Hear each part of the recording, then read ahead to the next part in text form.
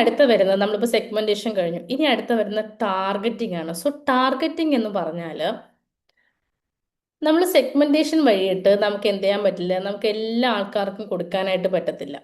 അതായത് ഒരു പ്രോഡക്റ്റ് ഉണ്ടെന്നുണ്ടെങ്കിൽ ആ പ്രോഡക്റ്റിനെ എല്ലാ ആളുകൾക്കും നമുക്ക് അവിടെ എത്തിക്കാനായിട്ട് പറ്റില്ല. അതായത് ഇപ്പോൾ ഫോർ എക്സാമ്പിൾ ഒരു ബേബിയുടെ ഒരു പ്രോഡക്റ്റ് ആണെന്നുണ്ടെങ്കിൽ ആ ബേബി പ്രോഡക്റ്റ് യൂസ് ചെയ്യുന്നത് ഒന്നുകിൽ ആ കുട്ടിയുടെ അമ്മ അല്ലെങ്കിൽ അമ്മയായിരിക്കും കൂടുതലായിട്ട് പർച്ചേസ് ചെയ്യുന്നത്. അപ്പോൾ ഒരിക്കലും ആ കുട്ടികളെ നമുക്ക് ഫോക്കസ് ചെയ്യാൻ പറ്റില്ല. കാരണം വെച്ചാൽ കുട്ടികൾക്ക് എന്തില്ല, പൈസ തരാനുള്ള കപ്പാസിറ്റി ഇല്ല. അപ്പൊ എന്ത് ചെയ്യുക, നമ്മൾ വർക്കിംഗ് അല്ലെങ്കിൽ നമുക്ക് മദേഴ്സിനെ നോക്കാം. ഇപ്പോൾ ഒരു എന്താണ്, ഇപ്പൊ ഇതിനകത്ത് ആരെങ്കിലും പുതുതായിട്ട് അല്ലെങ്കിൽ നമ്മുടെ എന്താണ്, എനിക്ക് തോന്നുന്നു എനിക്ക് വന്നൊരു എൻക്വയറിയിൽ സോപ്പോ ഉണ്ടായിരുന്നു. അപ്പോൾ ഒരു സോപ്പ് മാനുഫാക്ചറിങ് ചെയ്യുന്ന ഒരാളാണെന്നുണ്ടെങ്കിൽ ആ സോപ്പ് തന്നെ എന്ത് ചെയ്യാൻ പറ്റും, പല രീതിക്ക് നമുക്ക് മാനുഫാക്ചർ ചെയ്യാം.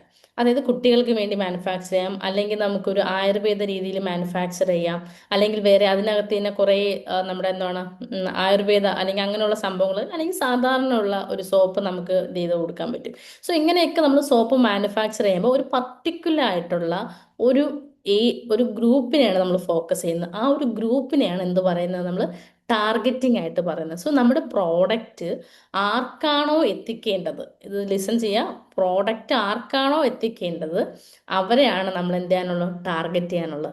ഈ ടാർഗറ്റ് അല്ലെങ്കിൽ ഇങ്ങനെ നമ്മൾ ടാർഗറ്റ് ചെയ്യുമ്പം അവരെന്ത് ചെയ്യും, നമ്മുടെ പ്രോഡക്റ്റ് വാങ്ങിക്കുന്നുണ്ടായിരിക്കും.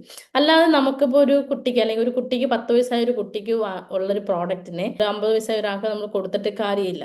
സാധാരണയായിട്ട് എന്തുകൊണ്ട് നമുക്ക് 10 വയസ്സിൽ അല്ലെങ്കിൽ 15 വയസ്സിലൊക്കെ ആയിരിക്കും കൂടുതലായിട്ട് കുട്ടികൾ എന്താണ് ബിസ്ക്കറ്റ്സും അങ്ങനെയുള്ള കാര്യങ്ങളൊക്കെ കഴിക്കുന്നത്. അതിനെ കൊണ്ടുവന്ന് നമ്മളൊരു 40 വയസ്സായ ഒരാളെ ഫോക്കസ് ചെയ്തിട്ട് കാര്യമില്ല.